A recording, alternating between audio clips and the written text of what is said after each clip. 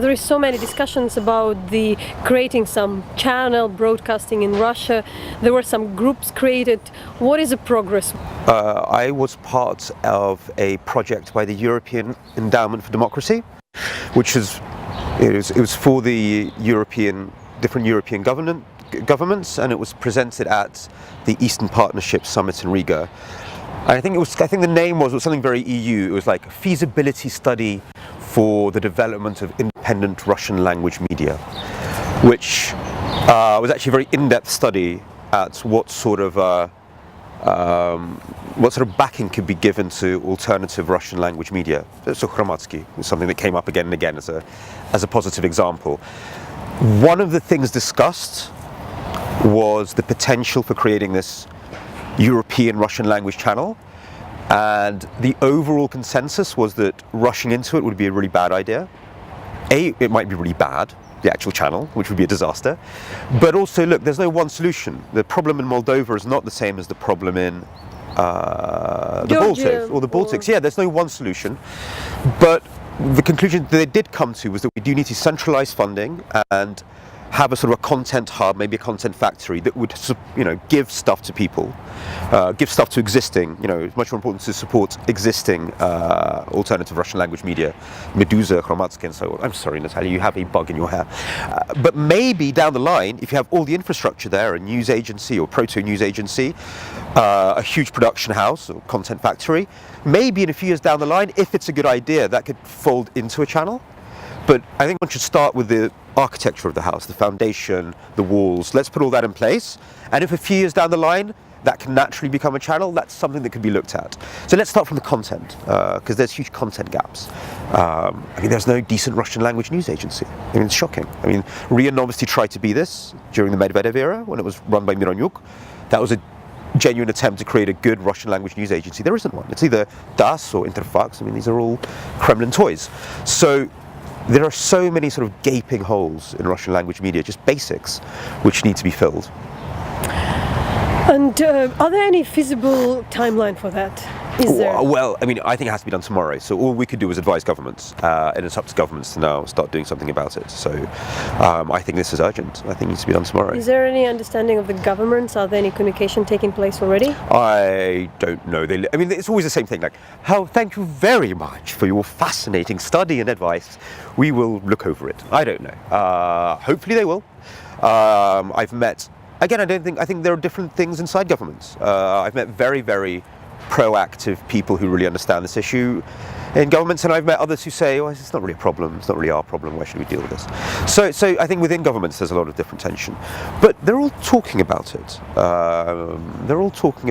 It's the discussion of disinformation and propaganda it's now being raised at the highest levels, but that's still a lot.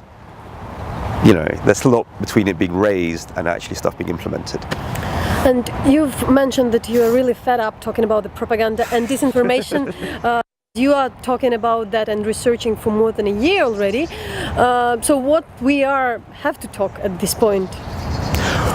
No, look, I'm not fed up. I feel honoured that I'm here talking about it. It's just I've been writing about it since 2010, 11, and I kind of feel that I've done my bit and that I've given people I try to work it out because I lived in Russia and I wanted to understand this new type of authoritarian regime which uses information. Now everyone's writing about this, and so I've done my bit.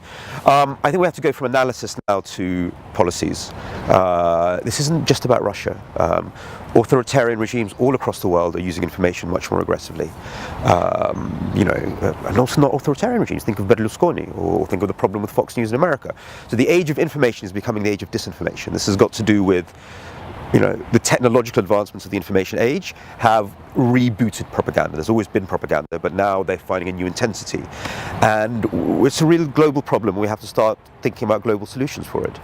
I wouldn't fixate too much on the Russians, because obviously Russia is at war with Ukraine, has invaded Ukraine, so there's a real need to think about that. But this is really a much bigger issue than that. Russia is just sort of the malign avant-garde. I mean, they have troll factories, which is quite original. But usually, so far, this discussion is still about the are in the field of media. So the journalists are gathering in the media conferences and discussing that issues most usually. And the Ukrainian journalists are often invited to speak. What is their response? What should be their response? There shouldn't be their response. Do you think how you would assess that? Is it something? Can we get out of this idea discussing it just in the talking about the media? There are two things going on, which I would divide. One of them is very much about journalism, the future of journalism. I'd call that, it's not my phrase, Robert Colson of Radio Free Europe called it the war on information. So we see it very, very powerfully how the Russians are doing it, but it is happening across the world. You trash the information space, you make a reality-based discourse impossible, and then you can manipulate that space in various ways. That is really about journalism, and that's got to do with the crisis of journalism, the fact that there's less and less money for real reporting, less and less trust in media, and that really is about journalists really standing up for what journalism is. And creating that information space where we can have a rational discussion. We've been very cavalier about journalism. I think a lot of people in the West were like, we don't really need it. We used to think very highly of the fourth estate, and at one point we were like, who needs it? Let's just do opinion journalism, shout at each other. We don't need bureaus in the field, and the BBC has actually been shutting down its bureaus in the field and increasing its platform, so it looks as if it's everywhere. It's actually been shutting down on journalism. And this is a very well documented process, so less and less journalists, more and more bullshit spouting. And I think we're now realizing that journalism is as necessary for the functioning of democracy as nurses or soldiers or pavements. We can't have a reality-based world order without agreeing on that reality. If everything is pure chaos all the time, then everything will start to break down, including sort of markets will start to break down, democracy will start to break down. So that is very much to do with journalism. I think journalism needs to sort of refine its mission. But the other side, what's known as information war, that's part of warfare, and that's in many ways down to new thinking about non-kinetic forms of warfare. That's economic warfare, psychological warfare. So that's less to do with journalism per se, but nobody really knows who should be dealing with it. Because security, defense ministries do tanks, and they can do an information operation in the context of a war, but if there's no official war, then they don't really switch on. So I've had these meetings all the time. I'm like, if a country is waging economic, cultural, and psychological warfare, how do you respond? And the army people are like, it's the economy ministry should deal with it. And the economy ministry is like, the journalists should deal with it, because nobody knows who should deal with it, because it's a completely sort of new type of game. You were speaking about some kind of organization before, like Transparency International for the media, establishing what media are or not. Has this discussion moved? No, not really. And it won't until people feel it's a crisis in their backyard. So this started in America very much during the Obama campaign. Remember when there was this non-stop Obama is a Muslim, it's classic, trolling that we see the Russians do on a national level. That was happening, during the campaign. So there's the death panels. He's going to introduce death panels in health reform, and so on and so forth. Just classic disinformation and trolling, trash the information space and smear Obama. So you had all these organizations pop up in America, myth busting, which looked to myth bust, like stop fakes. Those are the original stop fakes, who were myth busting sort of right-wing press about Obama. The problem was that just polarized it further, because people were like, they're left-wing ones criticizing the right-wing press. Then the right-wing press created its own myth-busting sites to criticize the New York Times. So then you have sort of myth-busting became partisan as well. And one feels that one needs some sort of agreed rules on the game. So if a myth-busting site emerges, it's seen as credible for everyone, like Amnesty International was for a long time on human rights. But for that, New York Times and Fox and everyone else have to agree on some sort of charter of behavior, or else how are we going to measure this? So, if a Fox News or a Russia Today just says, we're a news organization because we are, without any kind of charter of behavior, like not lying, then all news descends into just name calling and smearing. But for that, they all have to sit down together. You can't do this from above. How to find this reality that that it's the information is not something invented and it's connected to the reality. How to find this balance? Well, firstly, critical thinking, and also it's not just two things happen. One, propaganda becomes the excuse not to do anything. There's it's all propaganda. Yeah. Secondly, a lot of, especially Russian propaganda, is about making Russia seem bigger than it is. So we go, oh my God, they have so much propaganda, they must be so powerful. That's the point of it. So we end up reinforcing what they want by going, my God, they're so big and strong. But what's going on at the moment in the academic community, as far as I can observe, is an attempt to measure the real impacts of a lot of this stuff. And there is no agreed upon method yet. There's a whole discipline of media effects. But for example, Washington University have been doing research into Kiselyov's shows in Russia and how much the terminology there is then reflected in internet searches. So Ukraine fascism. Very, very good studies about China. So in Russia you have troll farms, in Russia you have what are known as the 50-cent armies. So they paid 50 cents per comment. And again, I mean, it's been revealed many times in China. Evan Osnos's book, The Age of China, has a whole chapter on this stuff. But I've been looking at some of the academic work about this. So China has a very, very interesting method to censorship online.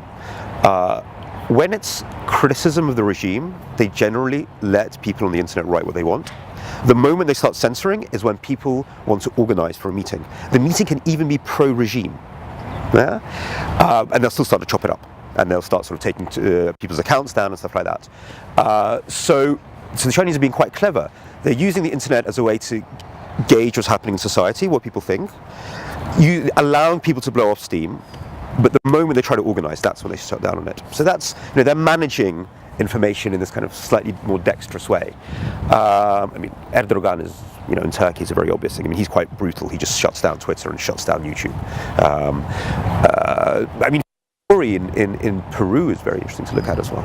He was one of the first. But, there's a lot. Guriev has been writing about this a lot. Sergei Guriev at Sciences Po. He's been writing about this a lot. But it is a trend, and we have to see it as part of a global trend. Finally, being here in Kiev, you're here for another conference about propaganda and something. Is it? I can't remember what it's about. Or something like that. And so what are the challenges for Ukraine? How the Ukrainian propaganda, which we often ask about, how it's going on with that? And what are the troubles here after a year of... Well, listen, I only know what Telekritika writes. So, Telekritika have done some big sort of analyses of the state of Ukrainian media. I haven't watched 1+1 recently, so I can't really comment. So, as you know what they say, it's pretty damning. I mean, it's not a fact-based journalism, mixed commentary, and all the classic sins of journalism, of bad journalism. So, that's not very encouraging. But I don't think we see that same sort of systematized use of information warfare as you see in Russia or China. I'm not sure. Could the Ukrainian government organize something like that? I mean, I don't think so. Yeah, exactly. But in terms of bad journalistic practice, I mean, all the analyses show that it's pretty bad. And is it often an excuse for something? Do you think that it's a bit too much talks about that? Yeah, I mean, you can't blame everything on it. That just becomes a reason, an excuse. Like, why have you not reformed your corruption? It's because of Russian propaganda. Yeah, that's ridiculous. So, but I don't think they're fooling anyone with that, are they? Okay, thanks.